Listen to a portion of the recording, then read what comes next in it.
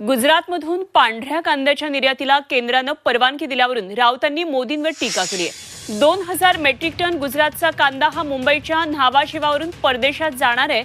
मात्र महाराष्ट्रातल्या कांद्याला निर्यात बंदी केली आहे। गुजरातच्या व्यापाऱ्याला आणि ठेकेदाराला मालामाल करण्याचा हा डाव असून महाराष्ट्रातील कांदा सडवला जातोय अशी टीका राऊतांनी केली आहे।